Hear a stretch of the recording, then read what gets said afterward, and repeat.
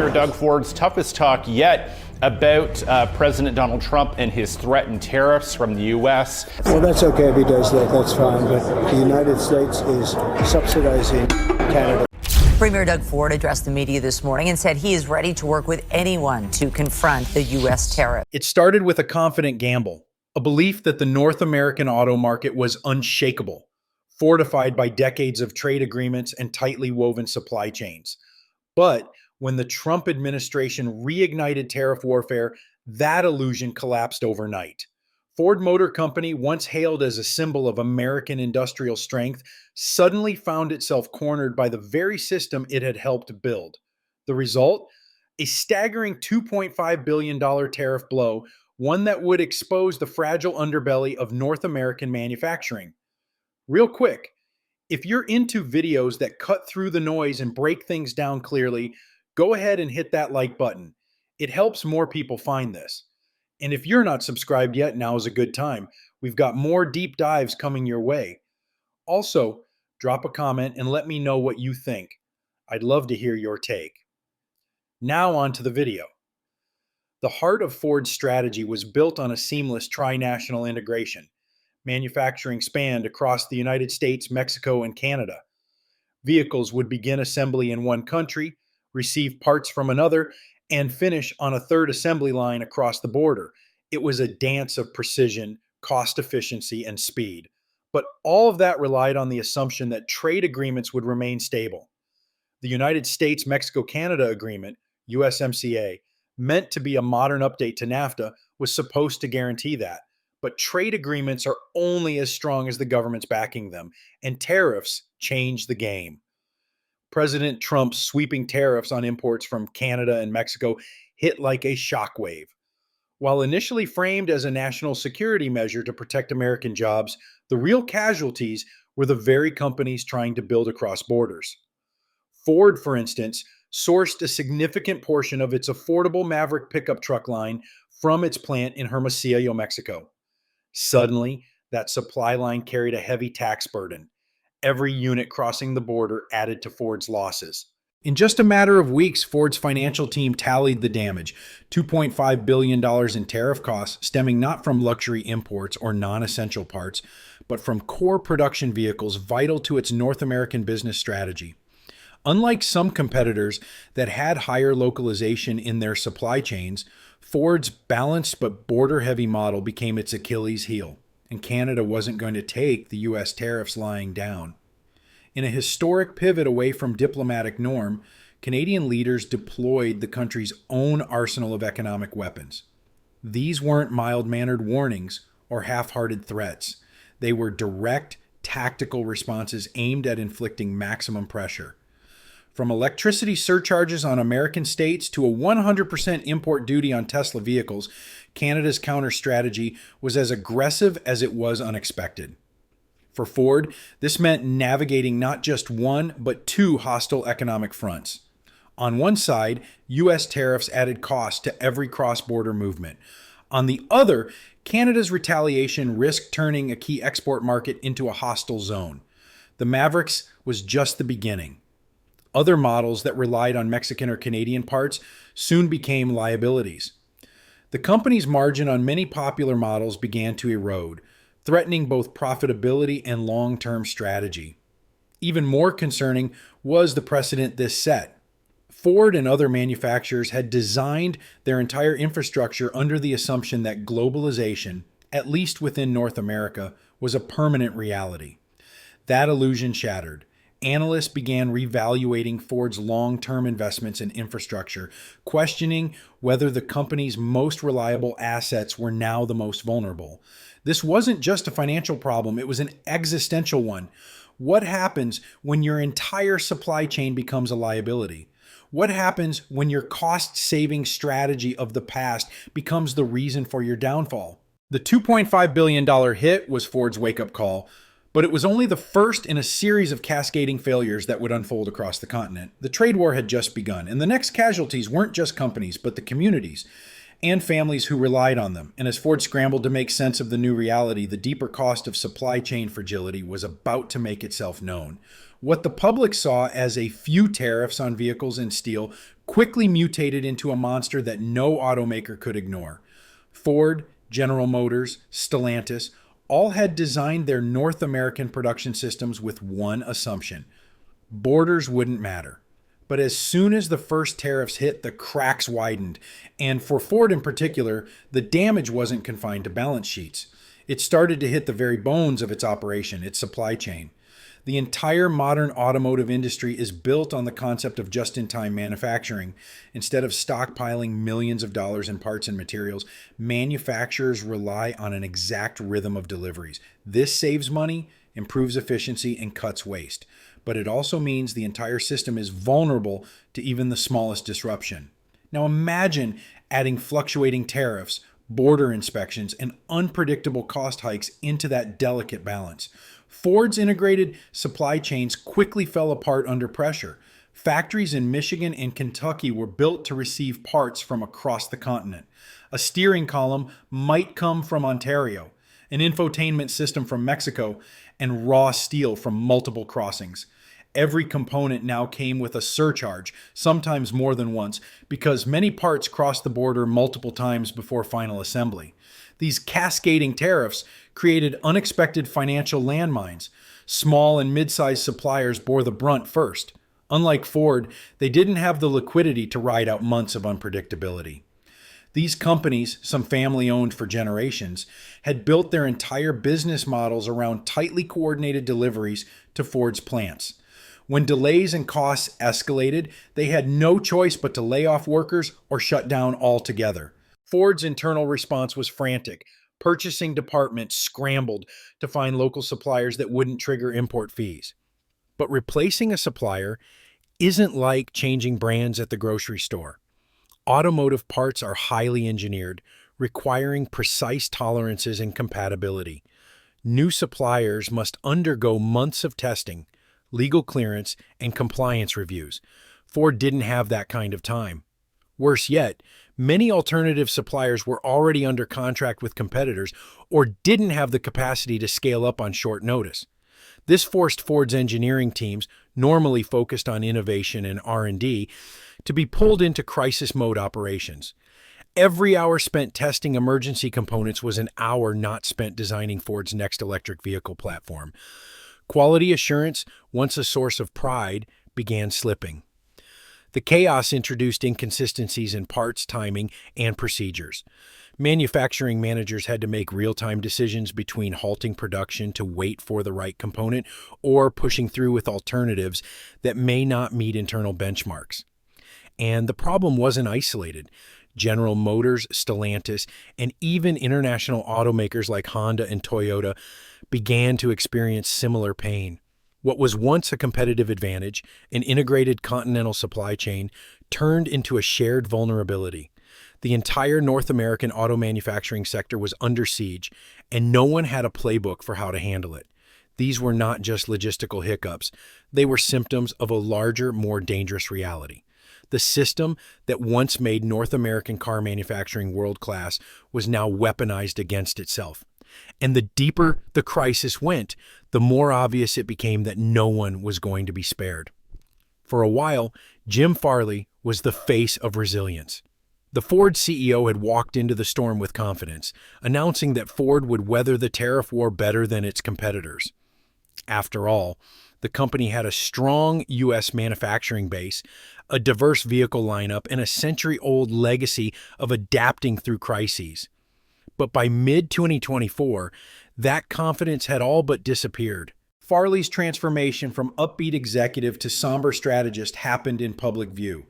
Early investor calls were filled with optimism. He downplayed the risks, emphasized Ford's American manufacturing footprint, and even suggested the tariffs might present a competitive edge. Let the others worry, he seemed to imply. Ford would tough it out, but behind the scenes, things were spiraling fast. The U.S. plants Farley was counting on still depended on critical components from Canada and Mexico. The highly profitable Maverick pickup, built in Mexico. Electric vehicle batteries, sourced from Canadian suppliers. Ford's own logistics teams began sending warnings. "We cannot insulate ourselves from cross-border exposure," one internal report stated. By the time Ford's second quarter earnings were released, the message had changed. Farley no longer projected confidence. Instead, he issued warnings. "We are operating in uncharted waters," he told analysts. "Our exposure is deeper than we originally calculated." Shareholders weren't impressed. Ford's stock dropped nearly 12 in the weeks following the announcement. Then came the investor revolt. Major funds began pulling back. Analysts demanded exact timelines for mitigation. When Farley couldn't provide them, confidence eroded further. A CEO who once embodied steady leadership now looked overwhelmed and boxed in. The data painted an even bleaker picture. The 25% tariffs across U.S.-Mexico and U.S.-Canada borders were unsustainable. Ford's internal projections showed that if the tariffs remained in place, it would lose market share not just to international brands, but to rivals who had prepared for localization better. Ironically, something Farley had championed, but failed to fully execute. In desperation, the company suspended vehicle exports to China, losing access to a market of 1.4 billion people. It also raised prices on popular models, something Farley had once vowed not to do. These were moves of survival, not strategy. The man who had been hailed as Ford's visionary now presided over damage control. Internally, staff morale dipped. Reports emerged of executive tensions and resignations. R&D teams were stalled. Marketing budgets were slashed. And Ford's EV ambitions, which Farley had staked his reputation on, were now being questioned by the same board that once championed them. Farley's fall wasn't about poor leadership. It was about impossible choices in an impossible situation. He had inherited a system optimized for peace and forced to manage it during war. The tariffs exposed not just Ford's vulnerabilities, but the harsh reality that no executive, no matter how capable, could fix structural collapse overnight. And Ford wasn't done bleeding yet. The next shock would strike where it hurt most, on U.S. soil, in a facility that symbolized the company's historic strength. There are moments in history when a symbol crumbles, and with it, confidence in everything that symbol stood for. For Ford, that moment came when it announced the suspension of operations at its iconic Chicago assembly plant. This wasn't just any facility. It was one of Ford's oldest, most productive, and most profitable. And it had just become economically unsustainable. The announcement stunned the automotive world. The Chicago plant was responsible for producing the Ford Explorer and the Lincoln Aviator, two high-margin vehicles that had helped Ford regain market share in recent years. But tariffs on critical components inflated production costs beyond what Ford could absorb. Even with price hikes, the math no longer worked. Ford's internal analysis showed a grim reality. Every SUV rolling off the Chicago line carried cost penalties that couldn't be offset without risking customer defection. Consumer prices were already under pressure, and further hikes would destroy competitiveness. The company faced a binary choice: shut it down or bleed money indefinitely. The shutdown sent shockwaves across Illinois. Thousands of workers were impacted. Local businesses that had depended on plant traffic, restaurants, gas stations, suppliers, saw immediate drops in revenue. City officials scrambled to mitigate economic fallout, but the speed of the decision left little room for planning. The logistical complications were staggering. Hundreds of suppliers had coordinated to deliver parts to the plant with clockwork precision. Now, those schedules were scrapped. Contracts had to be renegotiated. Inventory needed to be rerouted or liquidated. The ripple effect spread beyond Illinois into Indiana, Ohio, and Ontario. And the psychological damage? Worse than the financial. The shutdown of such a flagship facility signaled that no plant was safe. Workers across the country began to worry. Was their facility next? Could their community be the next casualty of a tariff war no one had voted for? Ford tried to soften the blow with promises of retooling, future EV production, and new investments. But the details were vague.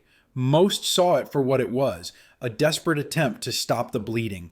The truth was, the entire supply system was buckling, and the Chicago facility, once a symbol of American manufacturing power, had become collateral damage. And while Ford was closing plants, Canada was sharpening its most devastating weapon yet. When Premier Doug Ford announced that Ontario was prepared to retaliate against American tariffs, most observers expected diplomatic sound bites or vague economic measures.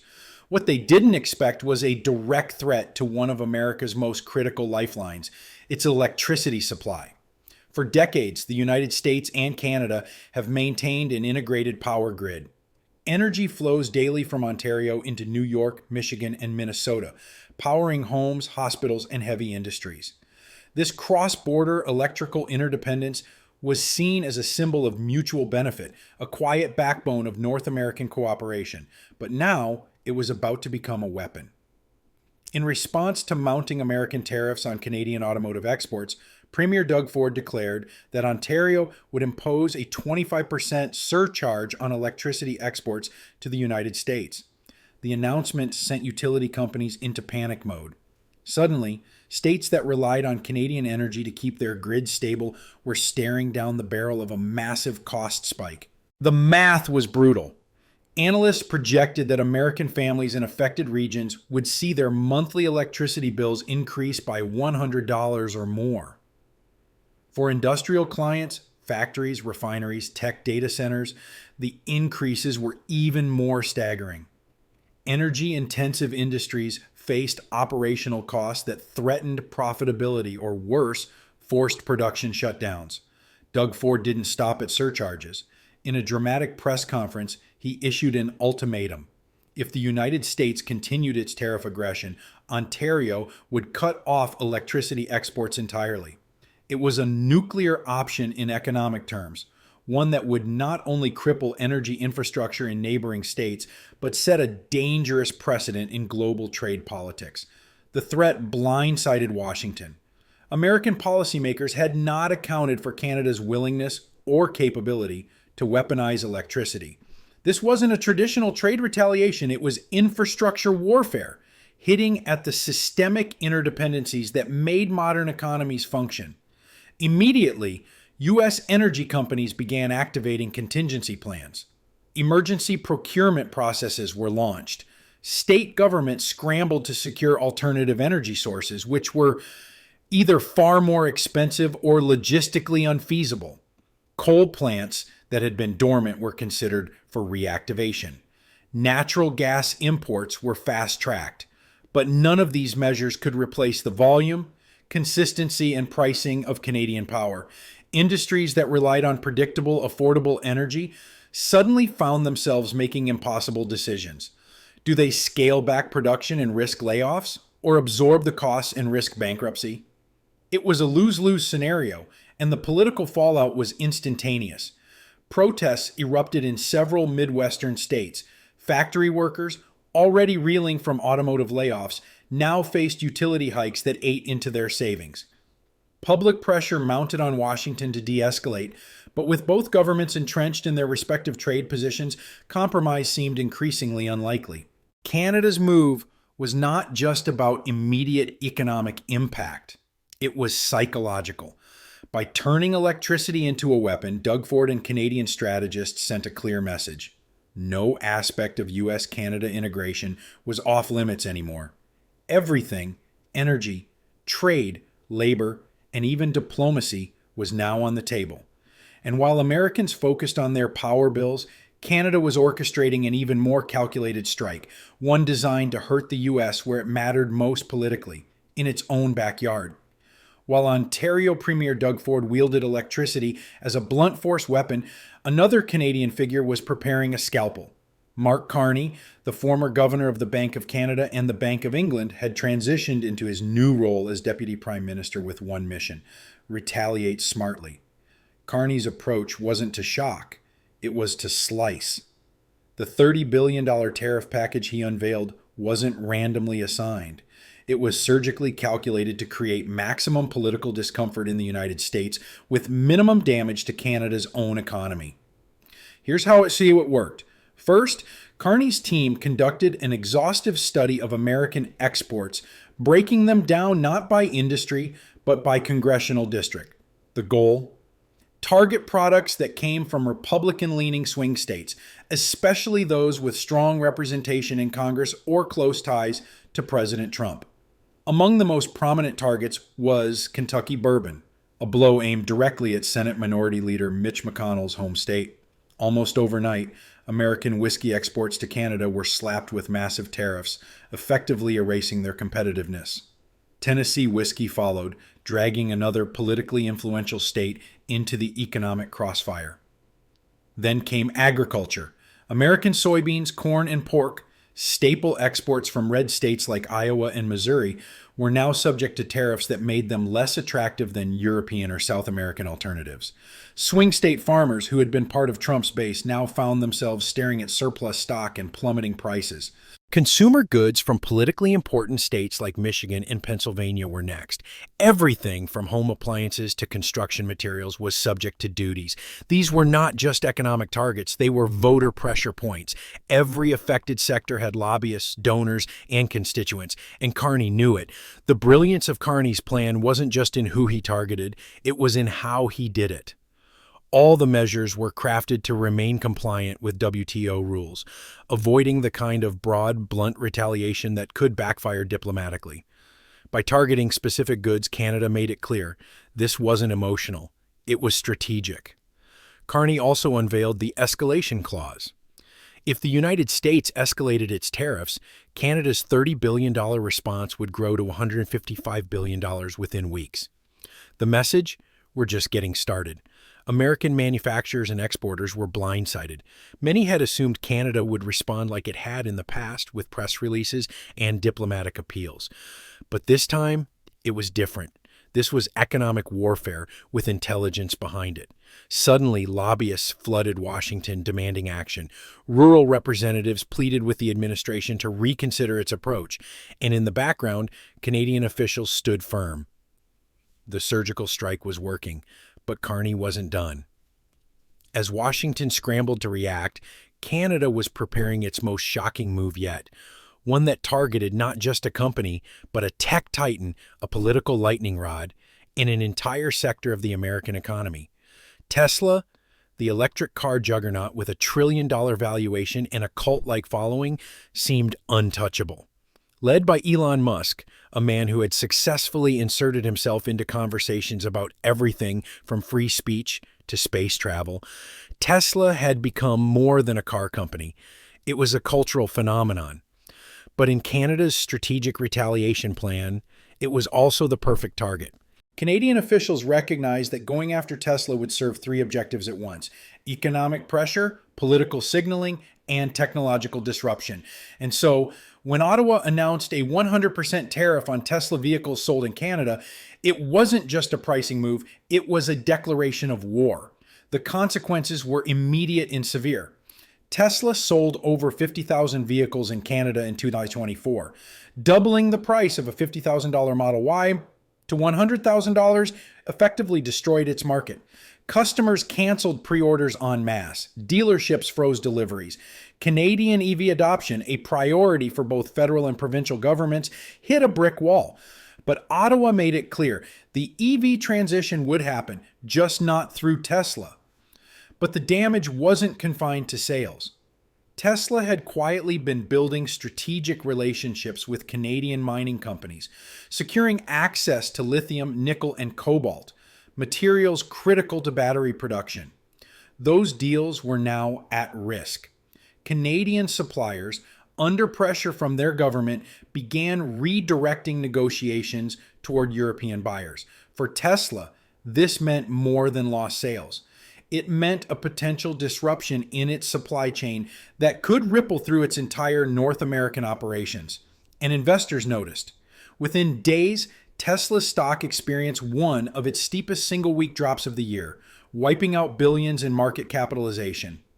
Elon Musk remained uncharacteristically quiet at first, but behind closed doors, Tesla lobbyists were scrambling. The company appealed to U.S. trade officials, asking for Tesla to be exempt from any future retaliations. Their argument? Tesla wasn't just a car company. It was a national asset in the green transition. But Ottawa didn't flinch. There was also a deeper political layer. Musk had become increasingly vocal in his support for American protectionism and had aligned himself, at least rhetorically, with Trump-era trade positions. Canada's targeting of Tesla sent a clear message. Supporting economic nationalism comes with consequences. The broader tech industry also began to take notice. If Tesla could be targeted, what about Apple, Amazon, Google? Would Canada and its allies start looking at Silicon Valley the same way it had once looked at Detroit? Symbols of dominance that needed to be counterbalanced. By the end of the quarter, Tesla's Canada strategy was in tatters. Executives began exploring how to pivot resources toward Europe and Asia. Canadian officials, meanwhile, had already moved on to the next phase of their plan, realigning their economy away from North America altogether. Because if the United States thought this was about a few cars and tariffs, they were about to learn just how far Canada was willing to go. While the trade war between the U.S. and Canada captured headlines, something quieter but far more consequential was unfolding behind the scenes. Canadian officials were no longer merely reacting, they were rebuilding the country's entire economic strategy. And their new partner wasn't across the border, it was across the Atlantic. The European Union had always been an important trade partner, but until recently, Canada's economic heartbeat in rhythm with the United States. Roughly 75% of Canadian exports went south. Geography made it easy, policy made it stable, and history made it familiar. But that relationship was now collapsing under political weight. And so Ottawa pivoted. The 2017 Comprehensive Economic and Trade Agreement, CETA, between Canada and the EU, had laid the legal groundwork for this shift. At the time, it was framed as diversification insurance, more symbolic than strategic. But in the face of rising American tariffs and growing unpredictability, Canada began turning that insurance policy into a full-fledged escape plan. Trade officials accelerated negotiations with European counterparts. They didn't just seek new markets, they sought deep integration, joint ventures, infrastructure alignment, and long-term supply commitments. The result? A dramatic spike in transatlantic trade. By 2024, Canadian exports to the EU had increased by over 30%, surpassing $60 billion annually. Steel, aluminum, agricultural goods, and increasingly critical minerals were being rerouted to Europe. While the logistics weren't as simple as trucking across a border, maritime shipping from Halifax to Rotterdam became surprisingly competitive once U.S. tariffs inflated continental trade costs. One of the most significant shifts came in battery minerals. The EU's push to build a homegrown electric vehicle supply chain aligned perfectly with Canada's resource map. Quebec's James Bay region, with its vast lithium deposits, became a magnet for European automakers. German and French manufacturers signed deals with Canadian mining companies to secure lithium, nickel, and cobalt, resources once destined for American gigafactories. Canadian trade officials framed the pivot not as abandonment, but as evolution. "We're not walking away from North America," one official told a trade forum in Brussels.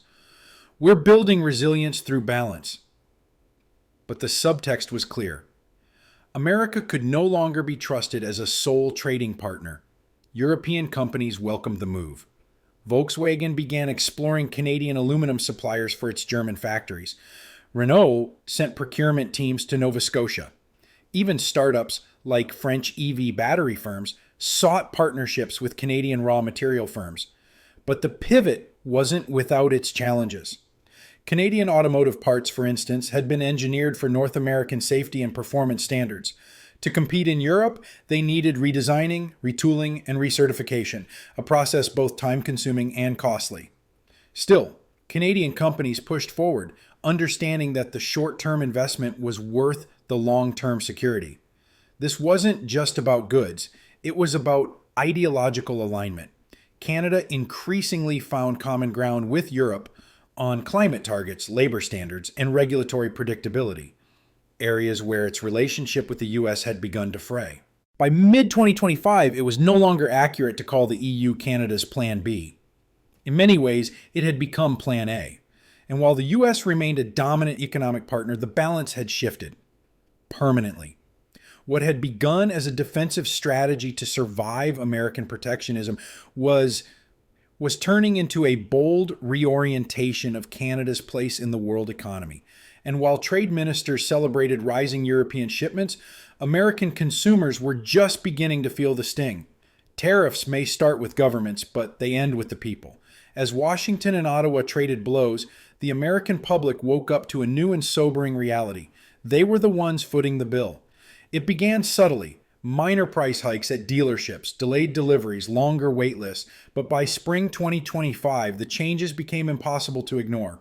Ford announced it was raising prices on multiple models by up to $2,000 due to increased costs from Mexican imports.